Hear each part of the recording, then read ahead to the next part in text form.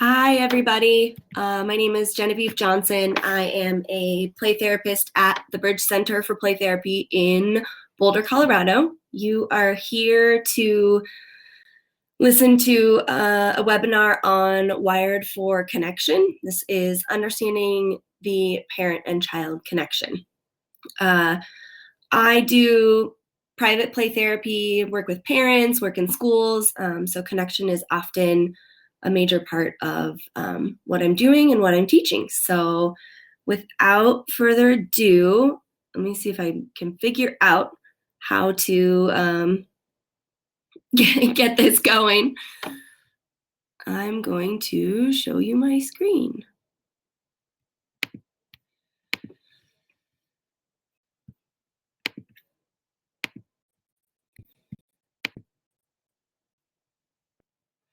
Alrighty, I am hoping that everybody can see that.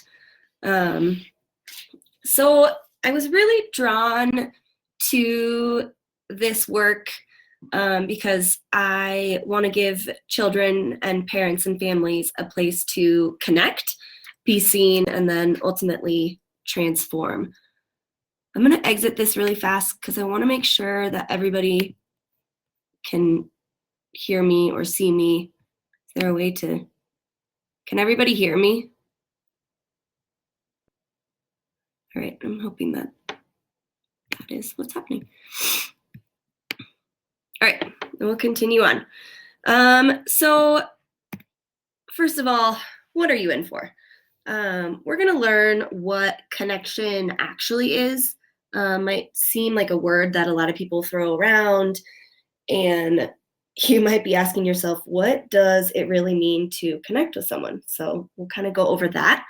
I'm gonna give you a new way to think about attachment styles, and then sort of how these attachment styles are working or not working in regards to you and your child.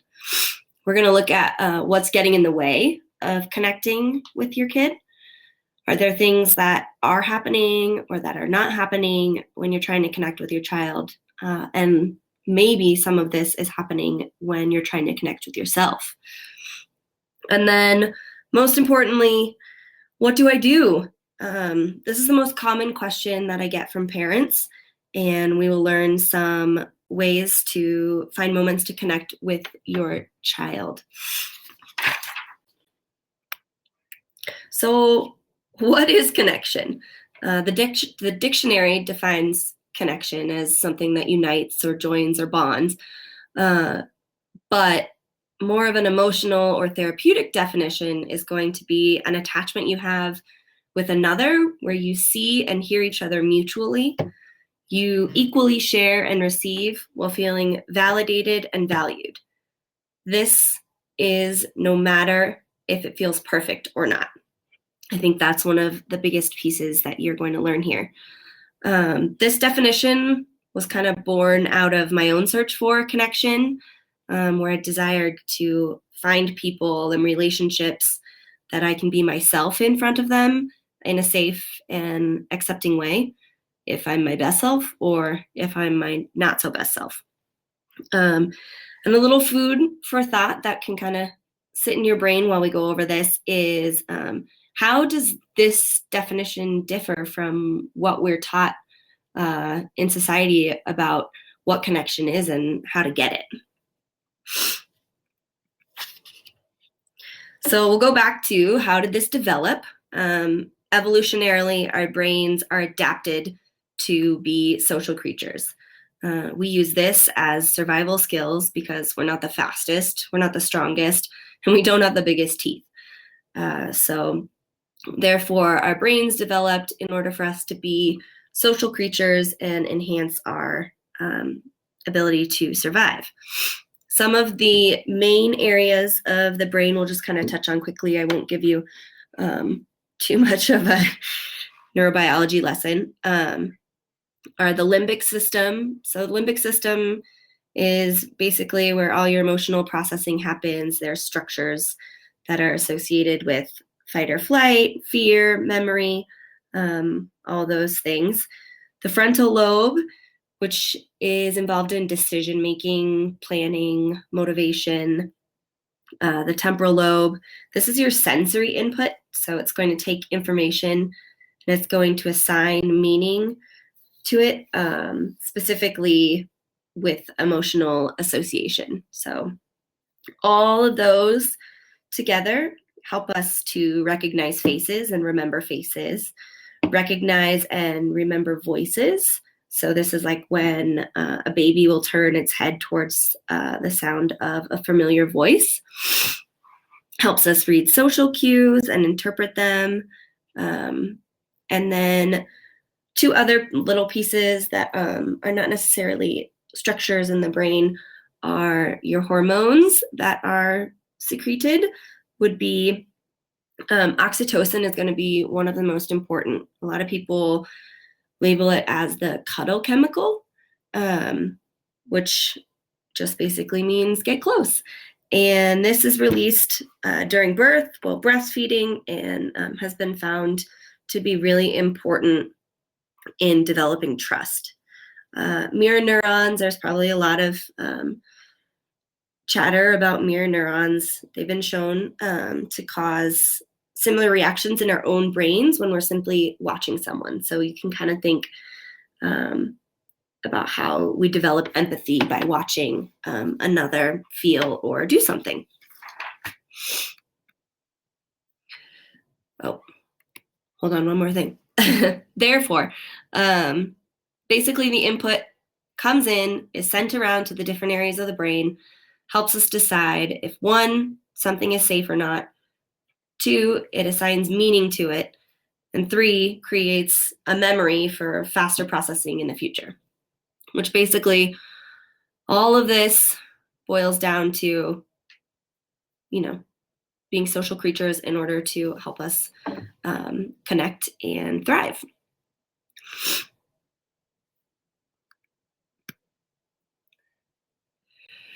So what happens with or without connection? Obviously with connection, kind of like what we just went over, oxytocin is going to be released. You're going to feel attuned. You're going to feel loved. You're going to, have more ability to read social cues. You're going to have less stress hormones. And actually on a biological level, your brain will develop more connections. What's really interesting is that research has shown that physical pain and social pain, so the lack of connection or disconnection, is experienced in the same area of the brain. The best example for this is going to be the pain of a broken heart, which can actually cause or feel the sense of pain, of physical pain in the body, similar to, the pain of a broken leg or something like that. So having disconnection or a broken heart is going to elicit some physical pain sensations in the same area of your brain, which is super interesting. And think about how we are so wired to connect with people in order to even just avoid feeling physical pain. This kind of had me thinking in terms of imagine what it would be like if you had years of being unable to connect with people, how painful that is, and how much the brain stops developing on a biological level. So when we get connection, we increase oxytocin, we have more attunement to social cues, lower stress levels, increased brain development. When we don't have connection, physical pain, depression, isolation, and then actually stunted brain development. So in short, we are wired to connect with others to survive and thrive. All right, this is your new lesson on attachment styles. We're going to go with 3 pretty basic attachment styles. The island. The island are people who use themselves to calm and regulate. They enjoy independence. They can feel trapped if connection is forced on them. They prefer to self-soothe on their own. They also have a hard time shifting from being alone to being with others. So you can kind of think, does this definition sort of fit your kiddo? Or would they maybe be more of a wave where they use others to calm themselves? Their biggest fear is being abandoned, because who would regulate them then? They tend to have really strong emotions and ask others to help them soothe and regulate. And they often feel as though others see them as too much or too moody. So you might find yourself thinking like, wow, that totally describes my child, or that totally describes me. There's both pieces. The anchors are those who are able to use themselves and others to calm and regulate in specific situations. So if they're in a situation where it's appropriate to use others to help them soothe, then they will do that. Or they also have the resources to help themselves self-soothe.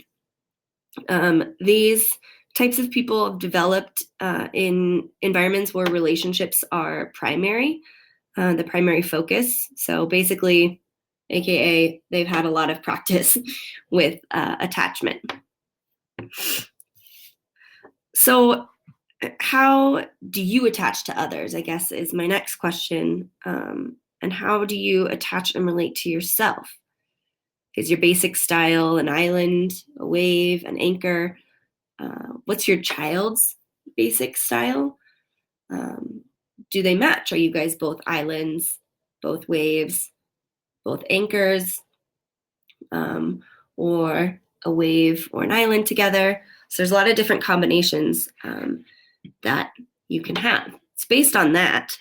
Basically, what does this mean when you're trying to connect with your child? Looking from the attachment standpoint, wherever their basic attachment is, their basic attachment style, you can, for an island, I suggest connecting in the quiet moments, sitting side by side, or helping to teach them that connection is not overwhelming. Islands are easily overwhelmed and often retreat. So what we're trying to show your child through connection is that when I am connecting with you, I'm not actually trying to overwhelm you. I am trying to just meet you where you're at.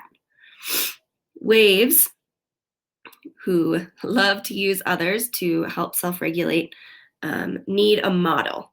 They need somebody to say out loud what they're doing for themselves. So, in a moment with your child, you can say, I need to take a big breath right now. I'm feeling really overwhelmed. You can help teach them to regulate themselves. Anchors, basically learn from them. Watch what they do when they feel overwhelmed and what they want to do during connection. You can actually use them as teachers to learn, different ways of connection. So all of these three attachment styles just are a basis of what you tend towards. I know that in the past, attachment styles have been said to be permanent and inflexible, but the good news is you actually get to learn and decide what attachment style you want to be, and you get to teach your children to learn as well. So attachment styles are changeable and flexible, which is really wonderful in the parent-child relationship, because inflexibility is often really difficult. So the more flexible we can be, the better. All right, here's a few myths about connection. I think the biggest one that I come across in this work is that connection is supposed to only be felt in the good times. That, is perpetuated by Facebook where you see all these, wonderful people online and everyone's having such a great time. But the truth is that connection is actually found in all emotions. I have mad, sad, scared on there because that's just kind of the basic negative, I guess you could say, emotions that we tend to feel. What's really interesting is that moments spent in connection in one of the more difficult emotions or uncomfortable emotions can actually be more meaningful and memorable than connection in the happy moments. Our brains, again, are wired to search out fear and if we need to go into fight or flight. So connecting in moments where the brain is in that space actually creates a stronger memory. Second is that the connection between a parent and child is innate. This is not true. It takes work. And even though we're built for connection, it's not built in.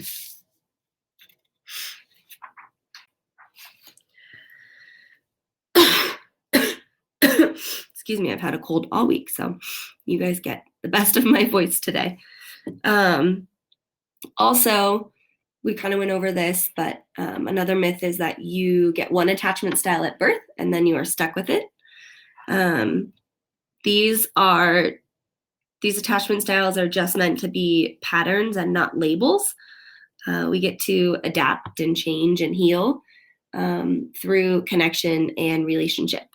I think what I really want to point out here is that you can actually use these attachment styles or patterns to help heal some of maybe your maladaptive attachment styles. So you get to choose, and you get to have your attachment styles change throughout your life and in different relationships as well. I would venture to say that you actually have a different attachment style or pattern with each person you know. So you could imagine your attachment with your child is going to be different than your attachment with your partner and how you interact with them. So you thought you were going to be learning about connecting with your kid, but bonus, you get to learn how to connect with yourself. Because if you're not able to connect with yourself, trying to connect with others, mainly your child, is going to be wildly impossible. So a little story. I was sitting with a mom the other day who was really frustrated about trying to connect with her daughter when she was at the end of her rope.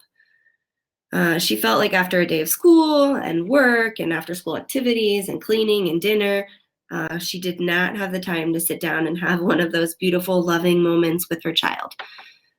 This was super distressing to her because she genuinely wanted to connect with her child. She just didn't have any resources left. Sound familiar?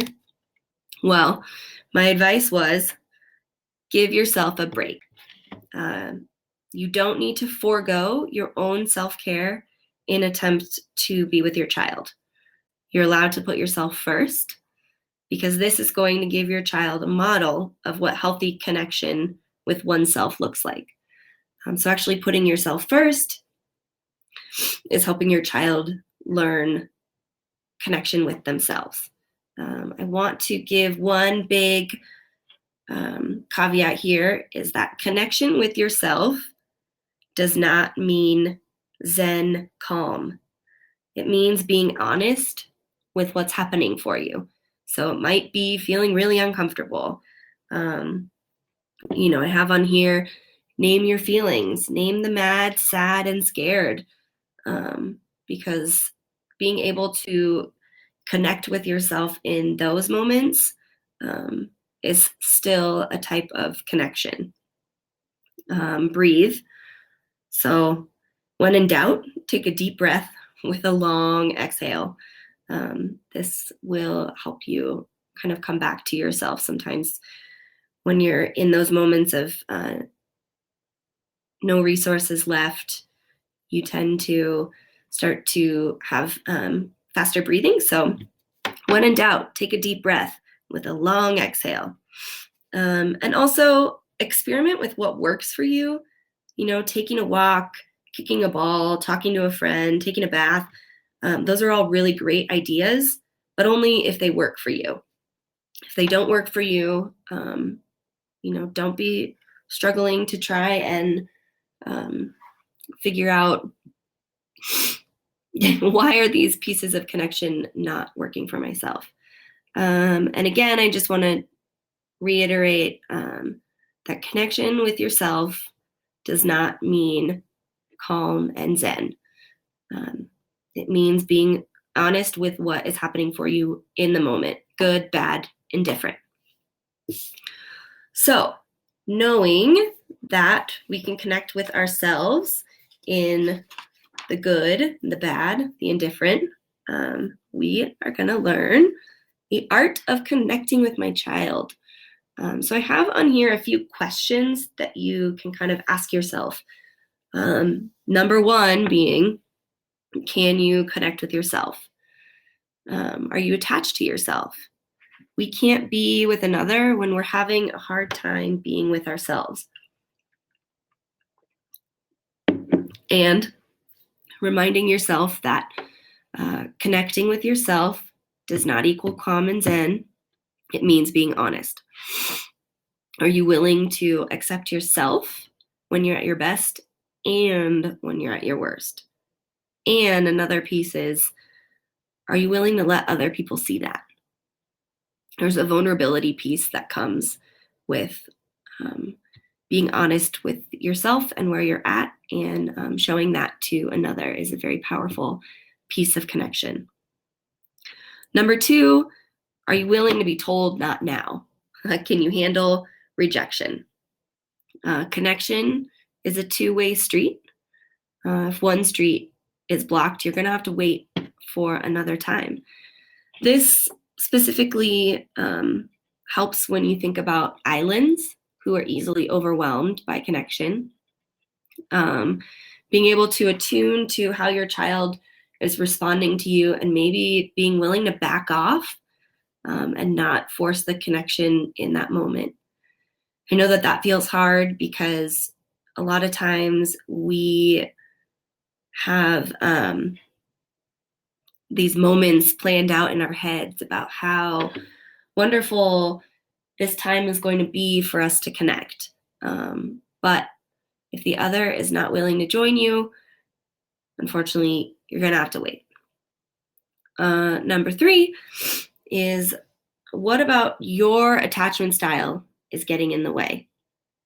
So if you tend towards a wave, are you wondering, am I connecting too much? Am I pushing too much? Or are you an island and feeling overwhelmed? Just a reminder that you get to show up, good, bad, or otherwise.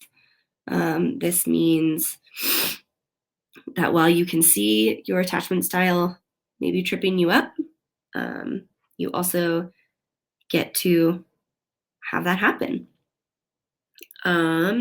Question number 4, are you ready to be honest when things feel hard? Do you and your child have different styles? That's another question to ask.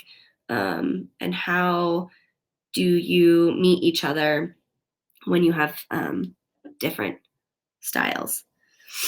Question number 5, are you ready to be honest when things feel hard or don't go the way that you hoped? One thing I really want you to get out of today is that the beauty of connection is that it doesn't have to be pretty. A lot of times we want our connections to feel good and be pretty. But sometimes just recognizing a missed or failed connection is more powerful than the easy, beautiful connection. We kind of talked over that a little bit earlier, but being able to recognize the moments of messy and uncomfortable connections or connections where you tried and you really failed are actually really, really meaningful. So I guess in a way, I'm telling you, don't worry about being perfect. Sometimes messy is better, which might feel a little scary. And another question I would add on to here is, are you willing to get on your child's level? Are you willing to, model meeting them where they're at?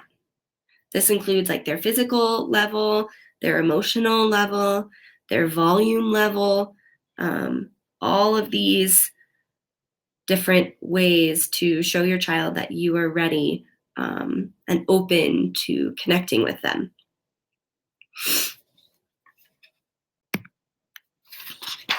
All right. And then here are some of your new ideas. This is, I guess, a little bit of your toolbox to connection. I'm not going to give you a bunch of activities because I want to stress that connection goes beyond doing something together. Connection with your child is more about being seen and seeing the other than, maybe making a nice piece of art together. And you get to be the model of how to start connection, even if that is messy. So my first suggestion is to sit with your child when they're crying or upset without trying to fix it.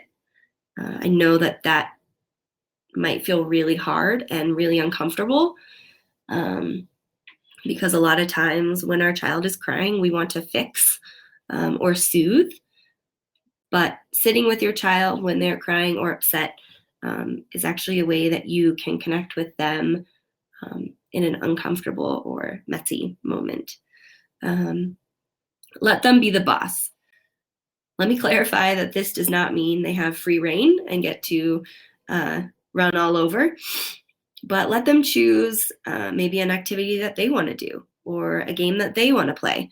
A really great example of this is let them pick a board game that they want to play and play how they want to play with the rules that they've created, which as an adult in our logical minds can be really tricky, but letting your child be the boss helps them know that you guys are on an equal playing field, so to speak. Let go of how it should look. Again, sometimes messy is better than the clean and beautiful moments of connection that you might see on Facebook. Tell them how you're feeling and be honest about it. This is really hard for parents, that in a moment when you're really struggling with your kid and maybe you feel like they're being a complete jerk, you don't have to pretend like everything feels good. You can tell them, I'm mad or I'm scared, feeling really frustrated that this is not going the way that I wanted it to go. That can also be a really, really positive experience for kids. Another one is to slow down. Connection is not a race to cram as much in as possible in the shortest amount of time. You might only get a minute of real connection with your kid. And sometimes that minute is more valuable than the 30 minutes of trying to get your child to reach some level of connection that they might not be available for. Again, get on their level. So get down on the floor if you have a younger child. Being at their level creates equality and is going to show them that you want to connect with them. I have on here again, breathe, because when in doubt, breathe, and then breathe again, because this is a tool that's going to help you slow down. It's going to help you think honestly about how you're feeling, and it's going to help you connect with your child. A really amazing thing that I notice in my work is when you do use breath, a lot of times kids will begin to sort of shadow you, where you take a deep breath, and for them, using their mirror neurons, they're going to say, oh, maybe I need to take a deep breath as well. And also, it is essential for you to have the resources and ability to stay connected to yourself. So if you check out, they're going to check out. So you get to take care of yourself and breathe. So that is all that I have for you guys. I guess that was a little short. But some little nuggets I want you to take away from the webinar is that, one, stay connected to yourself, and that connection does not mean you feel calm and everything feels wonderful. Connection can be uncomfortable with yourself. Connection can be feeling really frustrated with yourself. But being able to be honest with how you're feeling is a really great place to start. And another piece I want you to take is connection with your child does not have to be pretty. The messy pieces of connection, and even just the attempting to try and connect with your child in a real and authentic way, is actually going to go a lot further than trying to connect with your child in a way that looks or feels good. So if you have any more questions, my voice is starting to go, so please feel free to email me. My email is up there, Genevieve@thebridgecenterforplaytherapy.com, or feel free to visit our website. I would love to hear from you if you have any questions or anything concerning connection. Alrighty, and I believe that is it. So thank you so much, everyone, for joining me, and I hope to hear from people soon.